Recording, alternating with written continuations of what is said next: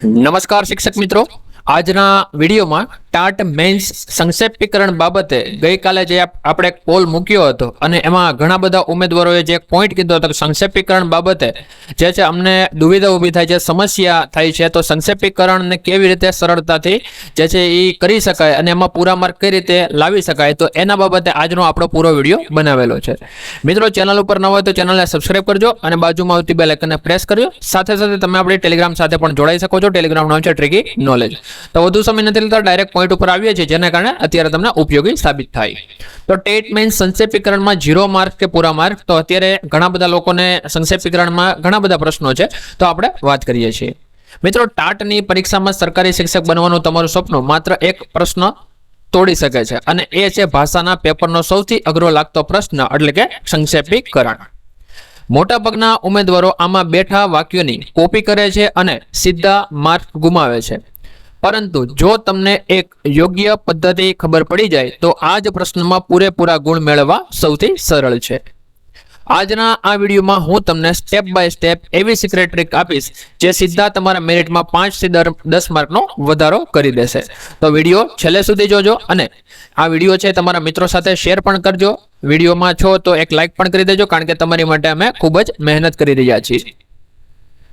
નમસ્કાર મિત્રો, સ્વાગત છે તમારું ગુજરાતની તમામ શૈક્ષણિક ભરતીઓ ટાટ ટેટની તૈયારી અને સચોટ માર્ગદર્શન માટે અત્યારે જ આપણી ચેનલ સાથે જોડાઈ જાઓ।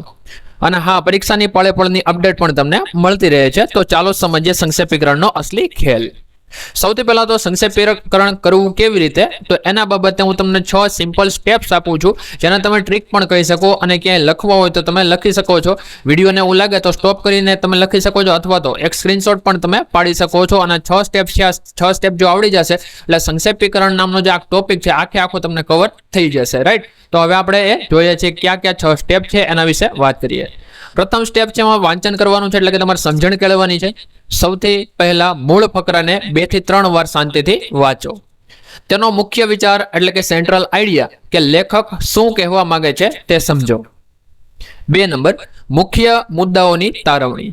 બીજું કે વાંચન વખતે ફકરામાં રહેલા સૌથી અગત્યના વાક્યો અને મુદ્દાઓ નીચે પેન્સિલથી અંડરલાઈન કરો।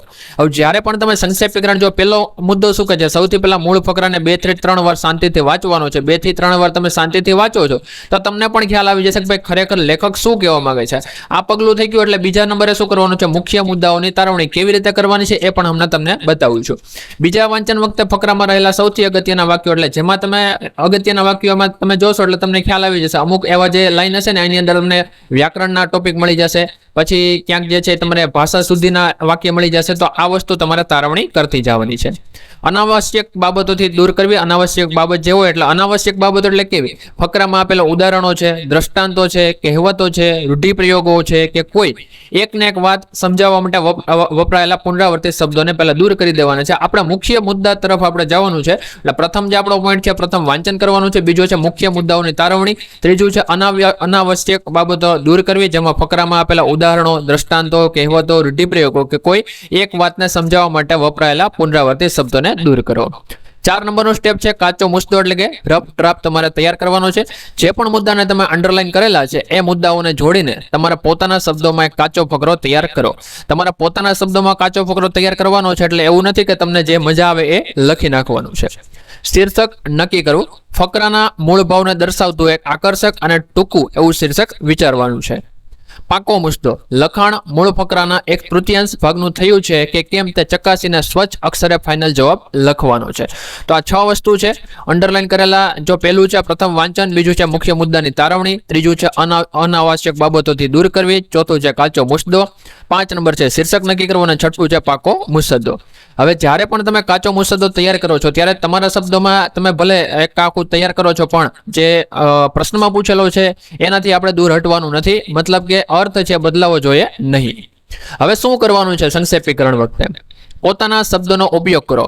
મૂળ ફકરાના અર્થને જાળવી, જેવી રીતે મેં કીધું અગાઉ કે ભાઈ ફકરાનો જે અર્થ છે ને એ પરવાનો જોઈએ, મૂળ ફકરાના અર્થને જાળવી રાખીને વાક્યોની રચના તમારી પોતાની સરળ ભાષામાં કરો। યોગ્ય શીર્ષક આપો। સંક્ષેપીકરણમાં શીર્ષક ફરજિયાત હોય છે અને તેના અલગ ગુણ હોય છે। શીર્ષક હંમેશા જવાબની શરૂઆતમાં મધ્યમાં જ લખો। તાર્કિક ક્રમ જાળવો। મૂળ ફકરામાં જે ક્રમમાં વિચાર રજૂ થયા છે સંક્ષેપમાં પણ તે જ તાર્કિક જળવાઈ રહેવો જોઈએ. વિચારોનો પ્રવાહ તૂટવો ન જોઈએ. ભાષાની સરળતા, લખાણ એકદમ સ્પષ્ટ, ટૂંકું અને સીધું હોવું જોઈએ, જેને કારણે પેપર સેટર જ્યારે ચેક કરે છે ત્યારે એ લોકોને ખ્યાલ આવી જાય છે. હવે શું ના કરવું જોઈએ અને કઈ ભૂલો ટાળવી જોઈએ. બેઠા વાક્યોની કોપી ન કરવી. મિત્રો, આ જે છે ઘણા લોકો આ ભૂલ કરે છે અને બેઠા વાક્યોની કોપી કરે અને પછી એના માર્ક છે એ કપાતા હોય છે. તો આ વસ્તુ કરવા નથી. મોટાભાગના ઉમેદવારો મૂળ ફકરામાંથી પહેલું, વચ્ચેનું અને છેલ્લું વાક્ય ઉઠાવીને લખી દે છે. આ એમની સૌથી મોટી ભૂલ છે, જેનાથી માર્ક્સ છે એ કપાય છે. પોતાના વિચારો ન ઉમેરવા. મૂળ ફકરામાં જે માહિતી આપી જ નથી તેવો તમારો પોતાનો કોઈ અભિપ્રાય, ઉદાહરણ કે સલાહ સંક્ષેપમાં ક્યારેય ન લખવી જોઈએ. લંબાઈ ન વધારવી. સંક્ષેપીકરણ મૂળ ફકરાના ત્રીજા ભાગથી મોટો ન થવો જોઈએ. દાખલા તરીકે જો મૂળ ફકરો 150 શબ્દનો હોય તો સંક્ષેપીકરણ છે આશરે 45 થી 50 શબ્દોમાં પૂરો થઈ જવો જોઈએ. એટલે કે સંક્ષેપીકરણનું કામ જ છે 1/3 ભાગ, એટલે મૂળ ફકરાથી મોટી લંબાઈ ન થવી જોઈએ. અને મૂળ ફકરો છે એના જે 150 શબ્દો હોય ધારો કે, તો એમના કેટલા, તો ભાઈ 45 થી 50 શબ્દોમાં આપણું સંક્ષેપીકરણ પૂરું થઈ જવું જોઈએ. આલંકારિક ભાષાનો પ્રયોગ ન કરવો. મૂળ ફકરામાં રહેલા અલંકારો, વિશેષણો કે કાવ્યાત્મક પંક્તિઓને સંક્ષેપમાંથી કાઢી નાખવી જોઈએ. અર્થ બદલાવો ન જોઈએ. વાક્યો ટૂંકા કરવાના ચક્કરમાં મૂળ ફકરાનો અર્થ કે ભાવ બદલાઈ ન જાય તેનું પણ ખાસ ધ્યાન રાખવાનું રહેશે. પરીક્ષામાં પૂરેપૂરા ગુણ મેળવવા માટે ખાસ ટીપ કઈ છે? અત્યારે આપણે પહેલા એ જોયું કે ભાઈ સંક્ષેપીકરણ કેવી રીતે કરવું જોઈએ, પછી આપણે શું કરવું અને શું ન કરવું એના વિશે પણ જોયું. હવે આવે છે પરીક્ષામાં પૂરેપૂરા ગુણ મેળવવા માટેની ખાસ ટિપ્સ શું છે એના વિશે વાત કરીએ છીએ. સચોટ શીર્ષક. શીર્ષક 2 થી 4 શબ્દોનું જ હોવું જોઈએ. સામાન્ય રીતે ફકરાની શરૂઆતમાં કે અંતમાં લેખકે મુખ્ય વિચાર છુપાવેલો હોય છે, તેમાંથી જ શીર્ષક મળી જશે. વ્યાકરણ અને જોડણીની શુદ્ધતા.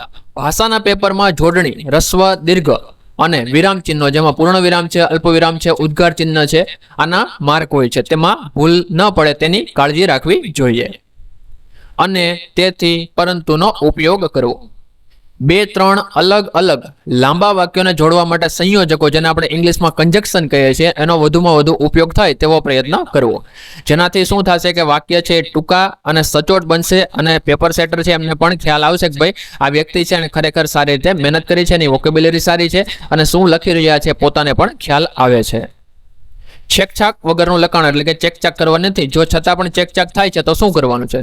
પરીક્ષક પર સારી છાપ પાડવા માટે લખાણ એકદમ સ્વચ્છ અને સુવાચ્ય અક્ષરે લખેલું હોવું જોઈએ.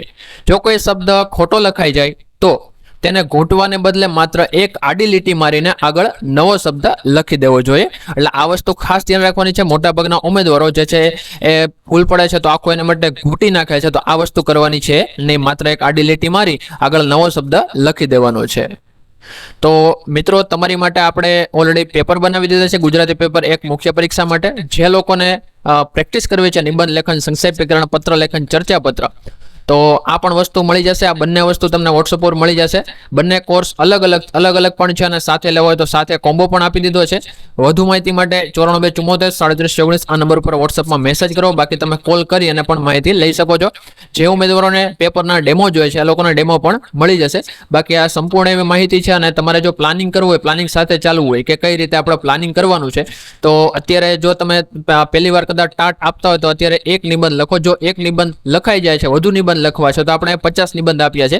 પરીક્ષાને જે 30 દિવસની વાર છે તો દરરોજ 2 નિબંધ લખવાનું રાખો. અને સંક્ષેપીકરણ છે એના ઉપર પણ વધારે ફોકસ કરો. 25 ચર્ચાપત્ર છે તો ચર્ચાપત્ર ઉપર પણ ફોકસ કરો. એટલે દરરોજ 2 જો તમે લખશો ને તોય પણ તમને ગ્રેટ થઈ જશે. ચર્ચાપત્ર 1 લખો તો પણ તમારે જે છે 30 દિવસનું તમારું કામકાજ પૂરું થઈ જશે. આવી રીતે તમે એક પ્રેક્ટિસ સાથે અને એક તમારો એક કહેવાય ને ગઈકાલનો આપણો વિડીયો આવેલો હતો, જો તમારો જોવાનો બાકી હોય તો ખાસ કરી જોઈ લેજો. કારણ કે એમાં આપણે સ્ટ્રેટેજી આપેલી છે કે ભાઈ 30 દિવસમાં કેવી રીતે પરીક્ષામાં સફળ થવાય. તો એ વિડીયોની લિંક તમને વિડીયો ડિસ્ક્રિપ્શનમાં મળી જશે, તો એ જોઈ લેજો. અને બાકી આ જે અહીં આપેલા છે નિબંધ છે, સંક્ષેપીકરણ છે, પત્ર લેખન છે, ચર્ચાપત્ર, આ બધું સોલ્યુશન સાથે અમે આપેલું છે.